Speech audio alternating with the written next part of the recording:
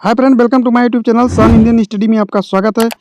तो चलिए हम आज आपको अध्याय 4 बताने वाले हैं। अध्याय 4 में आपको क्या है, क्या बताती हैं हमें किताबें और कब्रें। तो ये चैप्टर का नाम है, तो हम आपको इसको पूरा डिटेल में पढ़ाने वाले हैं। पिछले वीडियो में हमने आपको अध्याय 3 तक पूरी तरह से करा दिया है, जो कि आपकी 10 से 15 मिनट की वीडियो में आपको पूरा का पूरा हमने अच्छी तरह से पढ़ा दिया है। तो आप पिछली वीडियो देख सकते हैं। हम आपको इस वीडियो में पूरा एनालिटिकल कराने वाले हैं। कह दुनिया के प्राचीनतम साहित्य स्रोतों में एक। कह शायद तुमने वेदों के बारे में सुना होगा। वेद 4 हैं: ऋग्वेद, सामवेद, यजुर्वेद तथा अथर्ववेद। सबसे पुराना वेद है ऋग्वेद। देखिए, ये बहुत इंपॉर्टेंट है। सबसे पुराना वेद क्या है? ऋग्वेद, जिसकी रचना लगभग 3500 साल पहले हुई। कब हुई? 3500 साल पहले। ये इसका एक एक वर्ड बहुत इंपॉर्टेंट है। ऋग्वेद में 1000 से ज़्यादा प्रार्थनाएं हैं, जिन्हें सूक्त कहा जाता है। अति इम्पोर्टेंट है। कहा गया है, सूक्त का मतलब है अच्छी तरह से बोला गया। ये विभिन्न देवी देवताओं की स्तुति में रचे गए हैं। इनमें से 3 देवता बहुत महत्वपूर्ण हैं। कौन कौन से? अग्नि, इंद्र और सोम। अग्नि आग के देवता, इंद्र युद्ध के देवता और सोम जो है एक पौधा है जिससे एक खास पेय बनाया जाता है, जिसको आप लोग सुने होंगे, सोम रस।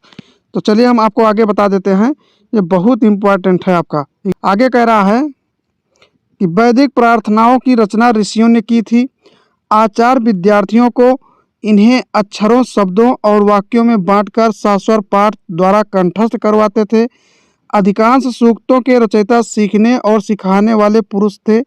कुछ प्रार्थनाओं की रचना महिलाओं ने भी की थी। ऋग्वेद की भाषा प्राक संस्कृत या वैदिक संस्कृत कहलाती है। कौन सी भाषा है ये? प्राक संस्कृत या आपकी वैदिक संस्कृत कहलाती है। किसकी भाषा? ऋग्वेद की भाषा कहलाती है। कह रहा है, तुम स्कूल में जो संस्कृत पढ़ती हो उससे यह भाषा थोड़ी भिन्न है, थोड़ा सा भी अलग है। आगे क्या कह रहा है नेक्स्ट पेज में? संस्कृत और अन्य भाषाएं। तो चलिए यहाँ पर आपको हम संस्कृत और अन्य भाषाओं के बारे में बता देते हैं। कह रहा है कि संस्कृत और अन्य भाषाएं। कह रहा संस्कृत भाषा भारोपीय। इसमें एक एक वर्ड बहुत इंपॉर्टेंट है। क्या कह रहा है? संस्कृत भाषा भारोपीय, भारत यूरोपीय, जिसका मतलब है भारत यूरोपीय भाषा परिवार का हिस्सा है। भारत की कई भाषाएं असमिया, गुजराती, हिंदी, कश्मीरी और सिंधी एशियाई भाषाएं जैसे फारसी तथा यूरोप की बहुत सी भाषाएं जैसे अंग्रेजी, फ्रांसीसी, जर्मन, यूनानी, इतावली, स्पेनिश आदि इसी परिवार से जुड़ी हुई हैं। किससे? भारोपीय से।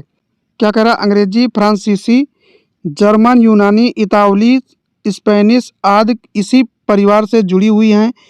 उन्हें एक भाषा परिवार इसलिए कहा जाता है क्योंकि आरंभ में उनमें कई शब्द एक जैसे थे। उदाहरण के लिए मातृ, संस्कृत में इसका अर्थ होता है माँ। हिंदी, संस्कृत में मातृ जिसे कहते हैं उसका अर्थ हिंदी में होता है माँ। और मदर अंग्रेजी में। शब्द को देखो, क्या तुम्हें इनमें कोई समानता नजर आती है? उपमहाद्वीप में दूसरे भाषा परिवारों की भी भाषाएं बोली जाती हैं। उदाहरण के लिए पूर्वोत्तर प्रदेशों में तिब्बत वर्मा परिवार की भाषा बोली जाती है। तमिल, तेलुगु, कन्नड़ और मलयालम द्रविड़ भाषा परिवार की भाषाएं हैं।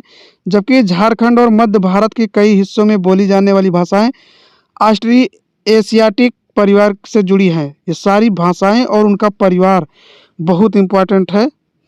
आगे कह रहा है, हम जिन किताबों को पढ़ते हैं वे लिखी और छापी गई हैं। ऋग्वेद का उच्चारण किया जाता था और श्रवण किया जाता था, यानी सुना जाता था, ना कि पढ़ा जाता था। रचना के कई सदियों बाद इसे पहली बार लिखा गया। इसे छापने का काम तो मुश्किल से 200 साल पहले हुआ। इतिहासकार ऋग्वेद का अध्ययन कैसे करते हैं? कहा, इतिहासकार पुरातत्ववेताओं की तरह ही अतीत के बारे में जानकारी इकट्ठी करते हैं, लेकिन भौतिक और अवशेषों के अलावा वे लिखित स्रोतों का भी उपयोग करते हैं। चलो देखते हैं कि वे ऋग्वेद का अध्ययन कैसे करते हैं। तो चलिए आगे देखते हैं। कह रहा है, ऋग्वेद के कुछ सूक्त वार्तालाप के रूप में हैं। विश्वामित्र नामक ऋषि और देवियों के रूप में पूजित दो नदियों ब्यास और सतलुज के बीच यह संवाद एक ऐसे ही सूक्त का अंश है। किसके द्वारा? विश्वामित्र नामक ऋषि और देवियों, कौन सी देवियों? ब्यास और सतलुज नदी को कहा जा रहा है। इन दोनों नदियों को मानचित्र पृष्ठों में खोजें तथा फिर पढ़ें। तो क्या कह रहा है? कह रहा ऋग्वेद की पांडुलिपि का एक पन्ना, ये जो आपका दिया गया है ऋग्वेद की पांडुलिपि का एक पन्ना है। कह रहा भूर्ज वृक्ष की छाल पर लिखी वह पांडुलिपि कश्मीर में पाई गई थी। ये बहुत इंपॉर्टेंट है। क्या? भूर्ज वृक्ष की छाल पर लिखी गई एक पांडुलिपि, जो कि भूर्ज वृक्ष की छाल पर लिखी यह पांडुलिपि कश्मीर में पाई गई थी। लगभग 150 वर्ष पहले ऋग्वेद को सबसे पहली बार छापने के लिए इसका उपयोग किया गया था। इसी पांडुलिपि को देखकर अंग्रेजी अनुवाद तैयार हुआ। यह पांडुलिपि पूरे महाराष्ट्र के पुस्तकालय में सुरक्षित है। कह रहा है विश्वामित्र और नदियाँ। विश्वामित्र क्या संवाद करते हैं? हे नदियों, अपने बछड़ों को चाटती हुई दो दमकती गायों की तरह दो फुर्तीले घोड़ों की चाल से, यानी कि नदियों की तुलना कर रहे हैं, पहाड़ों से नीचे आओ। इंद्र द्वारा दी हुई शक्ति से स्फूर्ति तुम रथों की गति से सागर की ओर बह रही हो।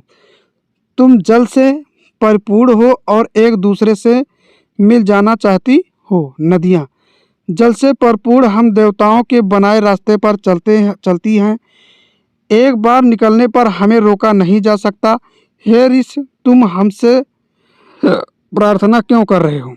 विश्वामित्र प्रार्थना कर रहे हैं नदियों से, और नदियाँ उनसे संवाद कर रही हैं। तो विश्वामित्र कह रहे हैं, हे बहनों, मुझ गायक की प्रार्थना सुनो। मैं रथों और गाड़ियों सहित बहुत दूर से आया हूँ। कृपा करके अपने जल को हमारे रथों और गाड़ियों की धुरियों के ऊपर न उठाओ, ताकि हम आसानी से उस पार जा सकें। नदियाँ, हम तुम्हारी प्रार्थना सुनेंगे, जिससे तुम सब सुरक्षित उस पार जा सको। आगे क्या है? इतिहासकार यह बताते हैं कि यह प्रार्थना उस क्षेत्र में रची गई होगी जहाँ ये नदियाँ बहती हैं।